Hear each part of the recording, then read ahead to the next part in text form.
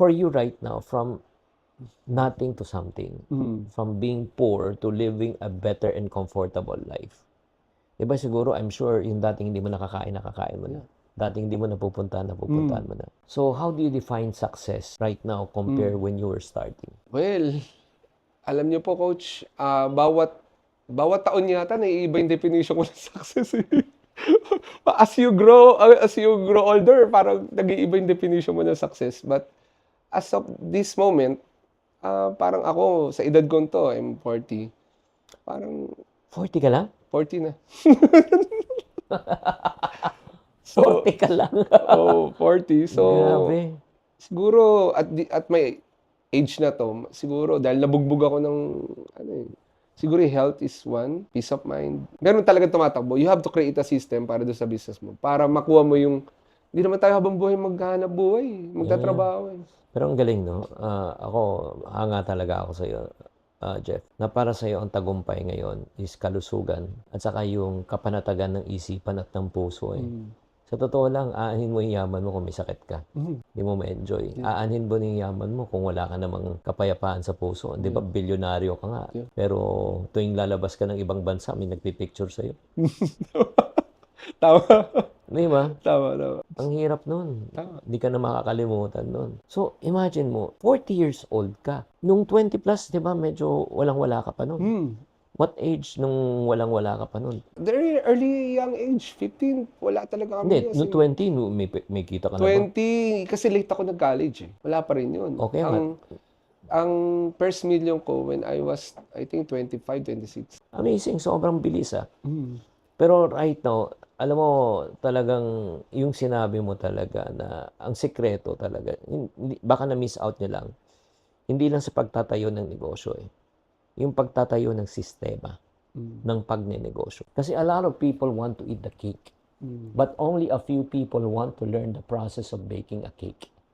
If you finish the cake, you need more money to buy cakes, but if you know how to bake a cake, hindi ka maubusan ng cake. Yes. And then, kwento mga sa akin naman to, paano ka naman napasok sa car business? And itong car business na ito, pinahanga mo talaga kami.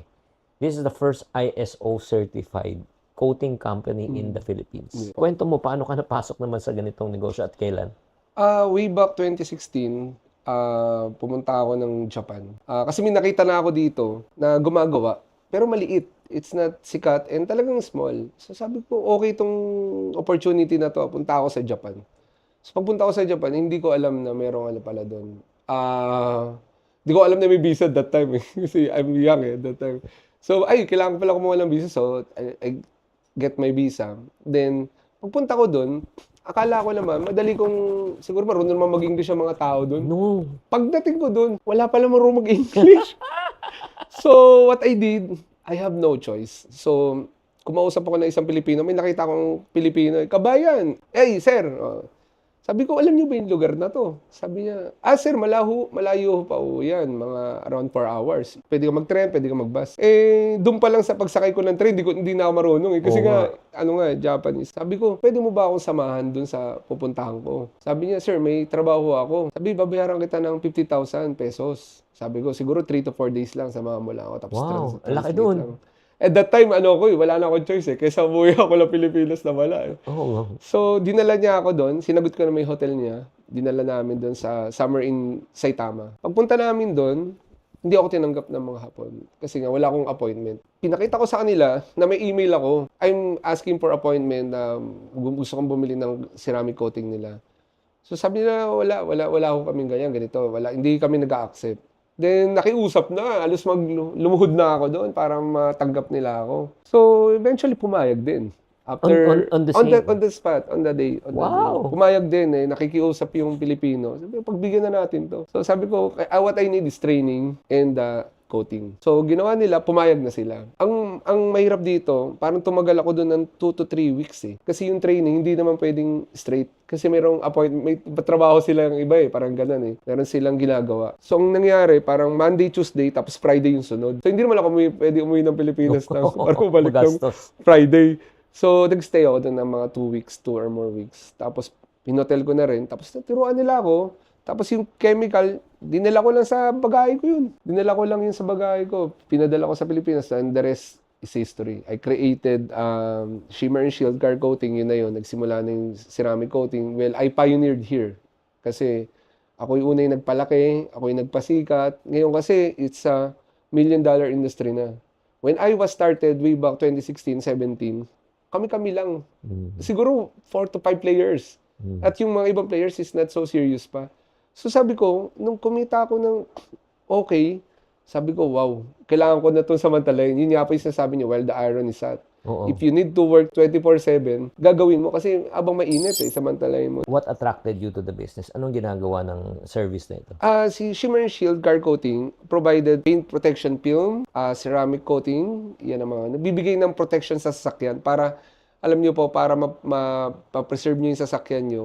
Kasi normally, after 5 years, gusto na nila i-dispose kasi nga sira na yung exterior. Oo, yung medyo nawawala na yung kintab, tapos na medyo nagfe-fade na yung color. That's correct. Oo. Pero pag merong coating na ganito, na-preserve. Even after 5 years yung pa rin. Yes, more than 5 years, kaya. Wow. Kasi that time, Kasa hindi nagpo-provide eh. Gumaya pa nga sa akin yung Kasa. Hindi, ang naalala ko lang, ito rin ang naalala ko, yung Z-Bart. Si Z-Bart, Oo, yeah. ang ibig sabihin Z-Bart nun is rust-proofing naman. Yeah. Yung sa ilalim parang hindi kalawangin. That's correct. That's the yung parang coating na nilalagay, pero Yes. hindi sa sasakyan. Yes. Sa ilalim siya, undercoating. Ito naman, hindi naman I don't want to patronize, si Jeff. Kasi yung isang sasakyan ko, pina-coating ko sa kanya. That was, I think, 3 to 4 years ago. 3 to 4 years na. Pero alam nyo, ito lang, tuwan-tuwa yung driver namin. Alam mo bakit? Minsan lang siya maghugas ng sasakyan. Kasi kunyari, may alikabok o babasain lang niya. Yes, correct. Pag binasahan niya, wala nang wax, wala nang tapos pupunasan, matatanggal na. Tapos it's been 3 to 4 years, yung color talaga, it's still, na-maintain niya. Preserve, yes. So, magkano ang pwedeng, ma-save ng isang tao pag nagpa-coat? As in, $500,000. Kasi, Why $500,000? pag binili mo ang sasakyan na around 1.5, kapag deteriorated ang exterior niyan, bumababa yan ng $250,000. Kasi nakita mo, gano'n puro sira na. So ngayon, kung i-repaint mo yan, it's the same. Kasi hindi na siya original paint. So ang laking bagay kapag bumibili, alam ng mga nasa buy and sell niya, kapag unang tatanong, is it original paint? Yeah. Pag hindi original paint yan, mababa na yung value. So, depende pa sa sakyan yun. Kung mga Land Cruiser yan, baka more than $1 million pa yung malaki yung loss. Pero kung siguro ang range ng sasakyan is 2 million, around 500,000 ang binababa ng halaga. Dahil dun sa exterior niya. The question is right now naman is, how do you balance naman in terms of quality, price, and profit? Paano mo binabalanse yan sa negosyo mo? Una, you have to check the industry. Industry analysis. Siyempre, una, internally, hindi ka lugi. So, pwede mo sukatin kasi yung profit margin mo. Depende doon sa competition. What if kung wala namang competition, you can get more than 25%, which is yung typical, regular, acceptable. So, kung may competition ka, you can have it lower dahil nga maraming player. Pangalawa, yung expenses. You have to check the expenses. Kailangan mababa yung overhead. Laging mababa yung expenses, mataas yung sales. So, laging para mabatak mo. Then, doon lalabas yung profit margin. Guys, ito lang. Sana, this is a masterclass on its own. So, kung gusto mo talaga magnegosyo, ang mas maganda niyan, you find a niche. Niche na talagang mas maganda na ikaw lang. So, makapag-presyo ka. Kasi, kung ang produkto mo, gaya-gaya lang, puto-maya, ang tawag sa iyo parang copycat eh. So, kung yung, kunyari, buko. Diba? Anong meron sa buko juice? Like flavored buko, strawberry buko, grape buko. Diba? Yung mga ganun different, pwede ka magpresyo. Pwede ka mag-premium. Then number 2, sa pagnenegosyo, hindi mahalaga yung benta. Ang mahalaga kung magkano ginagastos mo. Kahit malaki benta mo, kung malaki overhead mo, pwede ka pang malugi. Kahit konti lang benta mo, kung konti lang overhead mo, pwede kang kumita. Kaya pag-isipan nyo, yung mabuti. Okay, and then one last, itong part na ito, for your personal business, if you have to start all over itong negosyo mo ngayon, itong Shimmer and Shield, ano yung pagkakaiba na pwede mong gawin? Well, siguro mas organized. Alam mo, coach, minsan may mistakes din tayo sa pag-hire ng tao. So, pag-hiring wrong people is another cost. So, yun siguro mas mababago ko kasi mas alam ko na kung sino dapat i-hire. So, alam niyo po ang entrepreneurship talagang, it takes a lot of process eh. Hindi mo siya talaga matututunan in just one day or isang taon. Sabi nga ng professor ko na that's my mentor si Ed Morato. If you copy the business, it's what we call business as usual. But if you create something new and very innovative, and that's what we call entrepreneurship. Oh. So, doon niya pinaghiwalay yung salitang entrepreneurship at yung basta nanenegosyo lang. So, organized, systematic, dahil yun ay napagdaanan ko all throughout the years. So, ang ibig mo sabihin ng dahil sa tao na walang ka rin ng pera? Malaki. One of the loss is people. Ibig sabihin ba niyan dahil nagtiwala ka kaya nawalan ka ng pera? O nagtiwala ka na mismanage?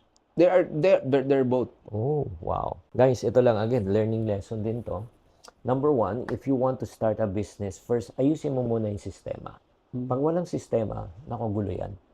Diba?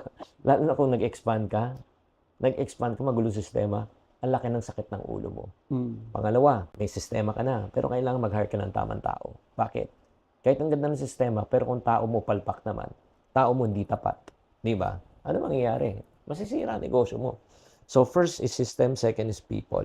By the way, maganda rin na pick up ko yung kanina yung huling sinabi mo kay Mr. Ed Morato. Pag ikaw nangopya ka lang ng negosyo, tawag sa'yo negosyo. Pero pag ikaw binago mo, in-innovate mo, ang tawag doon? Entrepreneurship. Wow.